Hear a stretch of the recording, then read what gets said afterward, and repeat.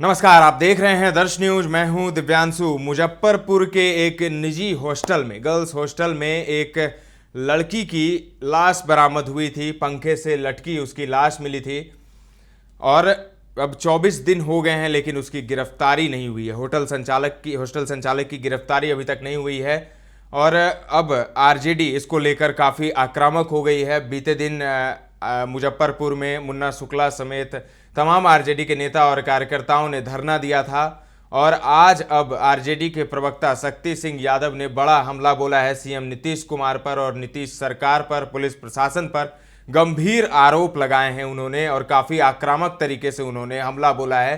साथ ही लड़की के परिजन भी वहां पर मौजूद हैं। क्या कुछ कहना है शक्ति सिंह यादव का? प्रेस कॉन्फ्रेंस करके उन्होंने तीखा हमला बोला है नीतीश सरकार पर। सुनिए क्या कुछ कह रहे हैं। ने आपके समक्ष पूरे वृत्तांत को सुनाया। हृदय विदारक, रोंगटा खड़ा कर देने वाला दृश्य जब आप देखेंगे तो प्रथम दृष्टया संदिग्धता के सारे प्रमाण छूट जाते हैं। हम चाहेंगे अपने साथियों से कि वो कार्ड उनको दिखाए जिस अवस्था में लड़के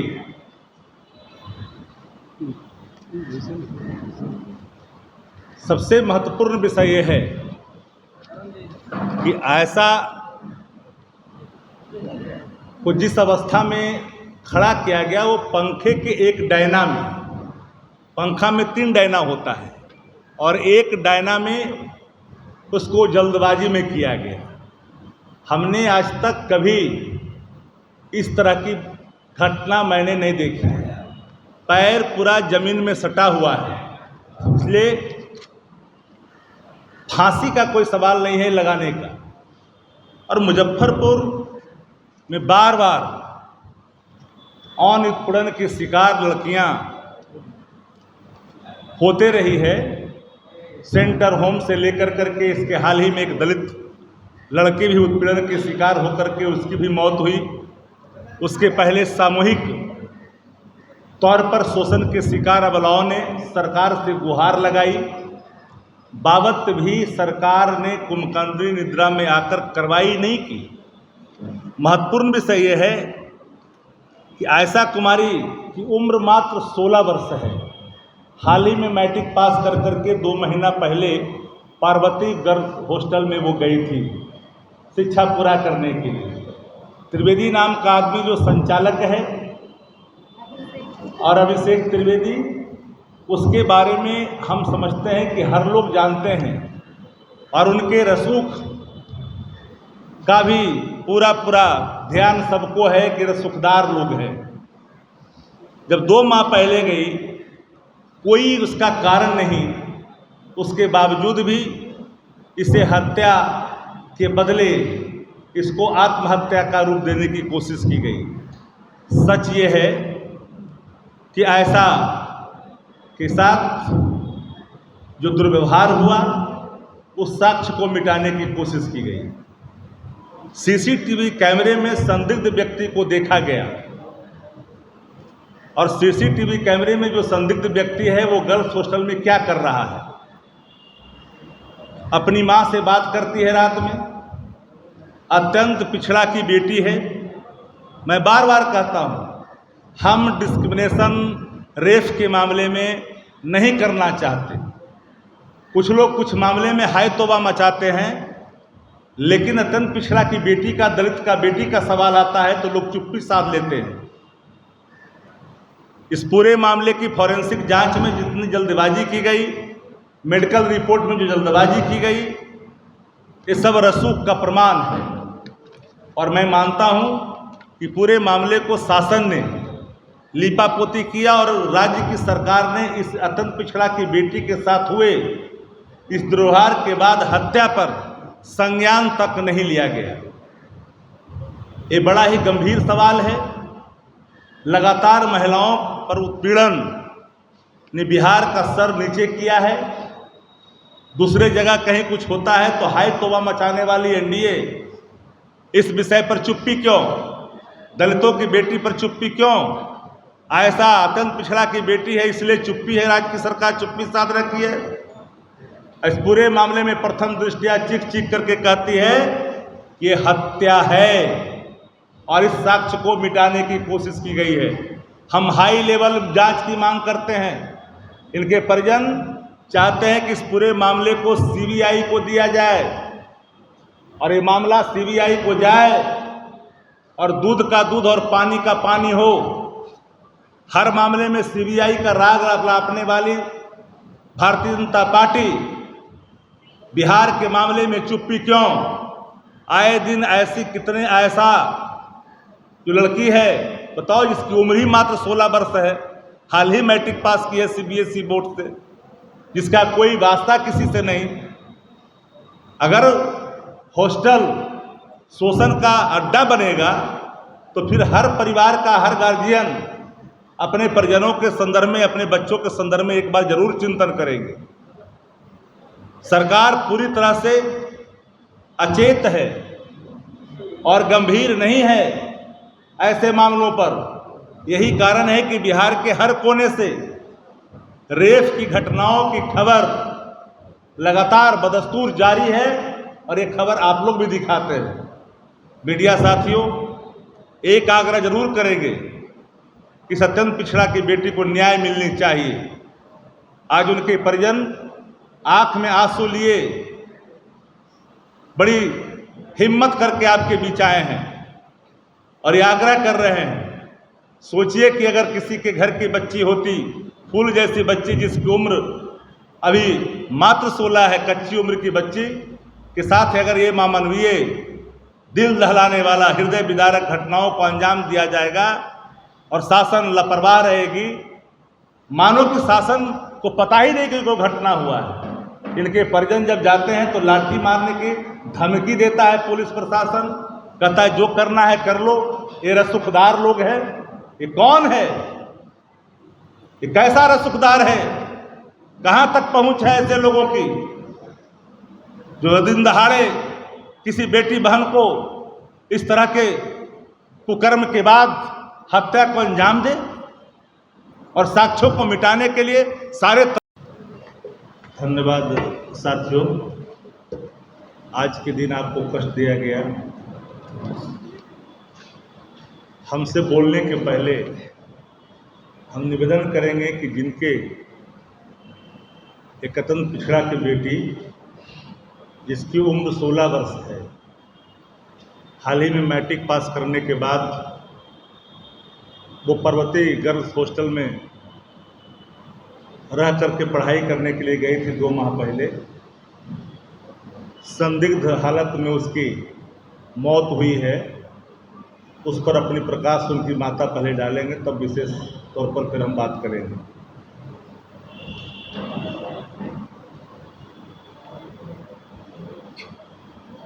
आयशा कुमारी मेरी बेटी है जो पार्वती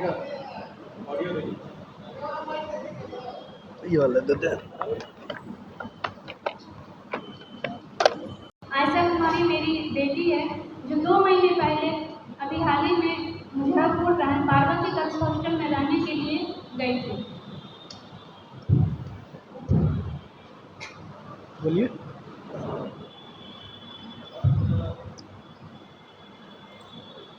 रोइए मत, बोलिए। मेरी बच्ची जो बहुत ही एक्साइटेड थी हॉस्टल जाने के लिए।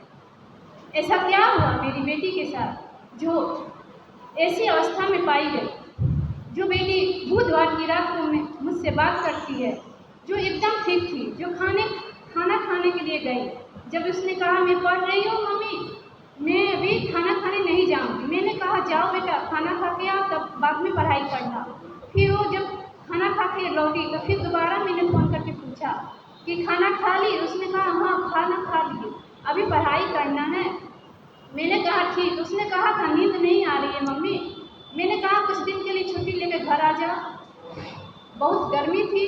उसने कहा कि बहुत गर्मी है। फिर भी उसने कहा कि ठीक है अभी पढ़ाई करनी है मम्मी, कल सुबह हम बात करेंगे। जब कल सुबह मैं फ़ोन लगाती हो तो मेरी बेटी फ़ोन नहीं उठाती है। मुझे लगा कि शायद उसने कहा था बहुत लिखना है मुझे, या तो लिख फ़ोन साइलेंट होगा, लिख रही होगी, या तो सो रही होगी। कई बार फ़ोन करने के बाद भी उसने फ़ोन रिसीव नहीं किया। लेकिन जब 2 बजने के बाद जब मुझे फ़ोन कॉल आता है एक लड़की के द्वारा, वो भी रोते हुए वो कहती है कि जल्दी से आ जाइए, आयशा को कुछ हो गया है। फिर दूसरे ही फ़ोन कॉल वो मुझे करती है कि इसकी लाश को यहाँ से हटाया जा रहा है, आप जल्दी से यहाँ आ जाइए। उस समय मेरा बेटा घर पे खाना स्कूल से ही लौटा था, जो कि खाना खाने ही जा रहा था। उसने तुरंत मुझसे फ़ोन लेके अपने पापा को फ़ोन किया। उसने कहा सर को तुरंत फ़ोन करिए, आयशा को कुछ हो गया है।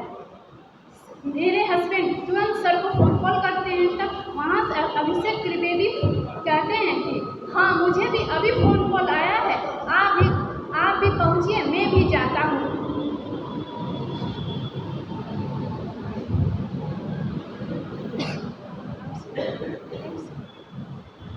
फिर मेरे वहाँ मुजफ्फरपुर में मेरे परिजन, मेरी ननद और मेरे भगना है, वहाँ तुरंत उन्हें फ़ोन करके हॉस्टल हम भेजते हैं। वहाँ जब मेरी ननद और मेरे भगना वहाँ पहुँचते हैं तो वहाँ का दरवाज़ा खोल दिया गया था, पहले से ही सारे सबूत को मिटा दिए गए। जब तक वहाँ पहुँचते हैं तो मेरे भगना अनिश चंद्रा ने वहाँ पुलिस को मैंने कहा कि फ़ोन करके तुरंत वहाँ बुलाओ, जबकि ये अभिषेक त्रिवेदी का काम था पुलिस को बुलाना। लेकिन उसने सारे सबूत ना ही पुलिस को फ़ोन किया, ना ही मुझे। मैं तो आयशा की गार्जियन थी, माँ थी, मुझे फ़ोन करना चाहिए था, उसे उसके पिता को फ़ोन करना चाहिए। जब उसे फ़ोन आता है तो उसने ऐसा कुछ नहीं किया, उसने सारे सबूत पहले मिटाए। उसके बाद मैं वहाँ पहुँची। मैं जब उसे उस तरह से लटके हुए उसे पाया, मैं यही सोचती रही कि ऐसा क्या हो गया मेरी बच्ची के साथ। मैं उस समय उस हालत में नहीं थी कि वहाँ जो पुलिस आए या कुछ भी वहाँ हुआ। वहाँ सब लड़कियों से ना ही मैंने पूछताछ की, ना ही ऐसा। लेकिन ये काम तो पुलिस का था, उसने कुछ नहीं किया। पुलिस ने उसके अगल बगल की किसी भी लड़की से ऐसा कुछ नहीं पूछताछ किया। बस वो इंतजार कर रहे कि लड़की के पिता आएंगे। लड़की के पिता छपरा जिला में स्थित थे, पोस्टेड है, वहाँ एक टीचर है।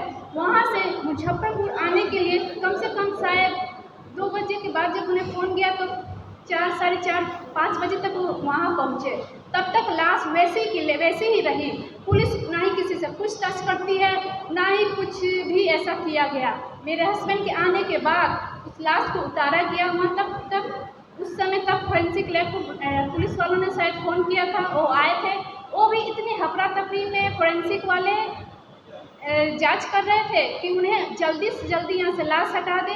ना ही उन्होंने छत के ऊपर जो लंबाई होती है ना ही उससे नापा, ना ही मेरी बच्ची की जो हाइट है ना ही उससे नापा, और बिना मतलब की गलत रिपोर्ट उन्होंने तैयार करके दिया है। उन्हें एक डॉक्टर होकर उन्हें ये नहीं पता कि मेरी बच्ची कब ऐसी अवस्था में उसका जो टाइम होता है, कितने बजे मेरी बच्ची देखती है, ये तक जो फोरेंसिक में जो दे के दिया कागज़ दिए हुए हैं, जो अपना जांच करके दिया है उन्होंने, उसमें कुछ भी ऐसा नहीं लिखा हुआ है। मुझे न्याय चाहिए। मुझे अभिषेक त्रिवेदी इस समय जो भागा हुआ है, जो पुलिस उसे अरेस्ट नहीं कर रही है, मुझे जवाब चाहिए। मुझे उन सारे बिहार वाले लोगों से जवाब चाहिए। जब अपनी बेटी को अपने हॉस्टल भेजते हैं तो क्या उस हॉस्टल वाले को ये नहीं चाहिए मुझे फ़ोन करे और मुझे जवाब चाहिए, और मुझे अभिषेक त्रिवेदी की गिरफ्तारी चाहिए। कि बिहार के पुलिस पर भरोसा नहीं, क्योंकि नीतीश कुमार जी की आभा ही समाप्त हो गई है। ऐसे सभी मामलों पर चुप्पी साधने की पुरानी आदत है। और जब पत्रकार पूछता है कि घटना हुआ तो कहाँ हुआ, हमको तो पता ही नहीं है, ये तो आप लोग बता रहे हैं। इस तरह का अचेत भाव किसी राज्य के नायक का होना राज्य के लिए दुर्भाग्य से ज़्यादा और कुछ नहीं हो सकता है। और ये परिजन अचेत अवस्था में थे, रोते रोते। बताइए तो बच्ची 16 साल की उम्र है, मात्र 16 साल, पढ़ने के लिए 2 महीना पहले परिजन भेजा है, और पुलिस कहता है कि मार करके लाठी मारेंगे और कबुलवावेंगे कि तुम ही दबाव दिया है उसको आत्महत्या करने पर। धैर्य गवर्नेंस और नीतीश कुमार जी इन बिहार, बताएं कैसी सुशासन है बिहार के अंदर में, जहां का पुलिस प्रशासन पीड़िता के परिवार को लाठी मारने की धमकी देता है। और कहते हो कानून का मजाक बना दिया है इन लोगों ने बिहार के अंदर में। इसलिए आग्रह है कि अगर नैतिकता की, हया की एक बूंद आंखों में अगर बचा है शासक के अंदर, इसकी जांच सीबीआई को रेफर करे और दूध का दूध और पानी का पानी हो।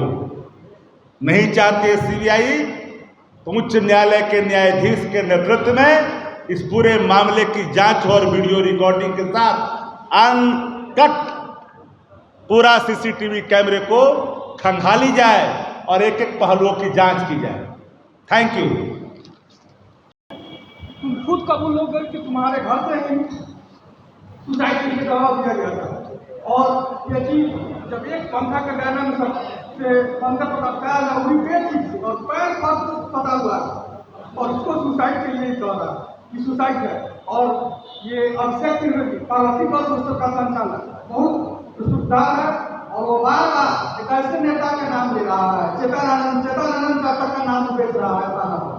और मिठनपुरा थाना में 231/24 मेरा केस नंबर है। मेरे केस की आयु बनाने पर प्रसाद है, वो आपको बार बार थाना के चक्कर लगाने से कुछ नहीं होगा।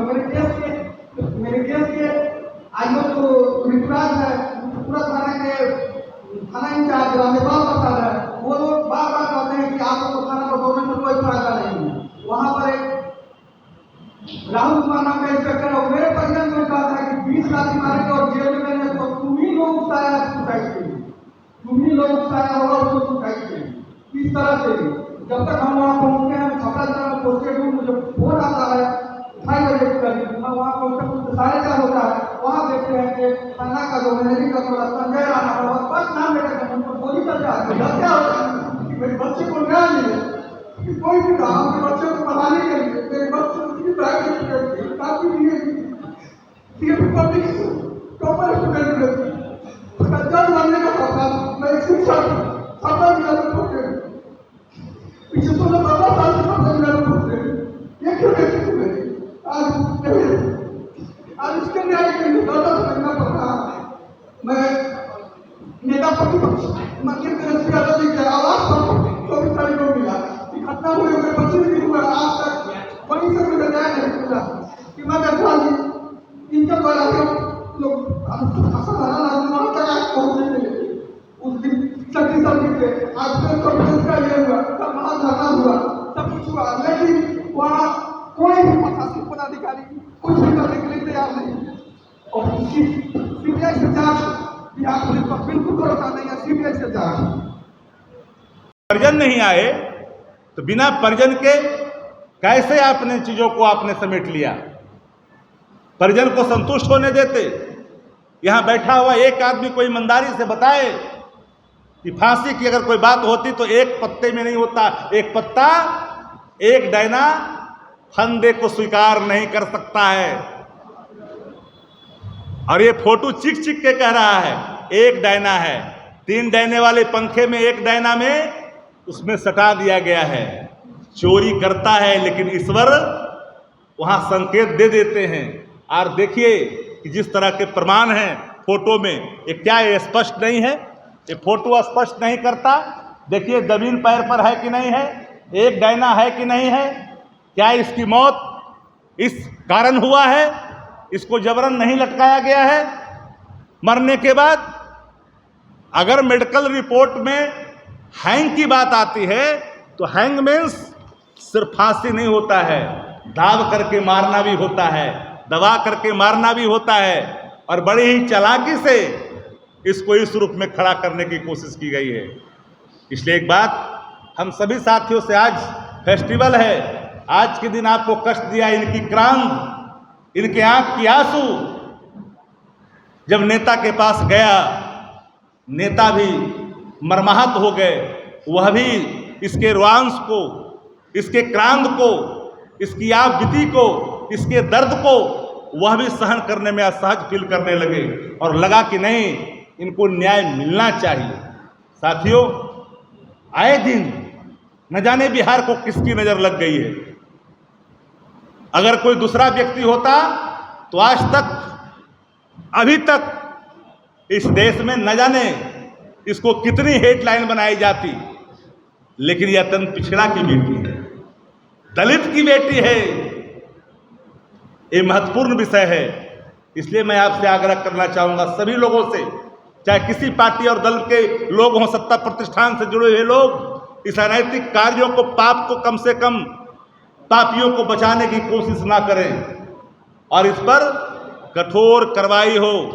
अगर सरकार के आंखों में हया की एक बूंद कहीं बची है तो इन्वेस्टिगेशन का रिकमेंडेशन सीधे सीबीआई को फॉरवर्ड करे और इसका दूध का दूध और पानी का पानी करे। लगातार हो रहा है मुजफ्फरपुर में, लगातार हो रहा है। क्या हो गया है? शासन चुप क्यों? एक शब्द बोलने के लिए कोई तैयार नहीं है। इनके पिता मुजफ्फरपुर में, इनके पिता थे छपरा में। बताइए कि किसी के घर का कोई परिजन अगर इस हालत में पाया गया हो, बिना परिजन के आए हुए बॉडी को डिस्पोजल करने की, साक्ष्य मिटाने की कोशिश किया गया हो, यह तो अपने आप में एक अपराध है, अक्षम अपराध है और इसमें संलिप्त लोगों की जांच होनी चाहिए। राष्ट्रीय जनता दल पूरी तौर पर शिकार जो हुई है, आयशा जैसी लड़की, हर घर की बेटी, हर ये बेटी, आज इनके माता पिता रोते रोते, इनकी हालत ठीक नहीं है, बड़ी हिम्मत करके बैठी है यहाँ पर, इसके आंख के आंसू सूखे नहीं हैं और आज सत्ता प्रतिष्ठान में बैठे लोग प्रवचन दे रहे हैं। बिहार में क्राइम अनकंट्रोल है, बैंक रॉबरी से लेकर करके रेप की घटनाएं प्रतिदिन सबूत छोड़ देता है कि बिहार में कानून नाम का कोई चीज ही नहीं बचा है। आभा ही समाप्त है, डर ही समाप्त है। अभी तो लोग खेल रहे हैं, नोटिस खेलने में लगे हुए हैं। शागिर्द तो हर पापों को बचाने में अपनी अहम भूमिका, अहम किरदार निभा रहे हैं। इसलिए मेरा डिमांड है परिजनों के बिहाफ में, परिजन ने आंख से रुआ से कहा कि हमको बिहार पुलिस पर भरोसा नहीं रह गया है, बिल्कुल नहीं। देखिए क्या बोल रहे हैं, बिल्कुल नहीं है। थाने पर जाने पर कहता है कि 20 लाठी मारेंगे, तुम खुद कबूल लोगे मैं पिता हूँ। सुना आपने शक्ति सिंह यादव को क्या कुछ कह रहे थे। जो लड़की की मौत हुई है, इसको लेकर सवाल उठाए गए हैं कि आखिर उसे मारकर टांग दिया गया और पंखे के एक डायना, यानी एक ही पंखे, पूरे पंखे पर नहीं टांगा गया। जो तस्वीर दिखा रहे हैं शक्ति सिंह यादव, उससे कहीं ना कहीं सवाल जरूर उठ रहा है पुलिस प्रशासन पर। साथ ही उन्होंने ये भी आरोप लगाया पुलिस पर कि उनके परिजनों को धमकाया जा रहा है कि तुमको ही जेल में डाल देंगे, तुम्हारे ही कारण तुम्हारी बेटी ने आत्महत्या की है। अब ये हत्या है या आत्महत्या, अभी तक पुलिस इसका खुलासा नहीं कर पाई है। इस मामले का अभी तक खुलासा नहीं हो पाया है। साथ ही होटल संचालक की गिरफ्तारी भी नहीं हुई है और सरकार विपक्ष के निशाने पर है। जिस तरीके से आज शक्ति सिंह यादव ने तीखा हमला बोला है, वो कहीं ना कहीं बिल्कुल गंभीर मामला बता रहा है और सवाल खड़े कर रहा है नीतीश की पुलिस पर। अब देखना होगा इस पर नीतीश सरकार की तरफ से क्या जवाब आता है। तमाम अपडेट्स हम आपको देते रहेंगे। पटना से आलोक की ये रिपोर्ट है। बने रहें दर्श न्यूज़ के साथ।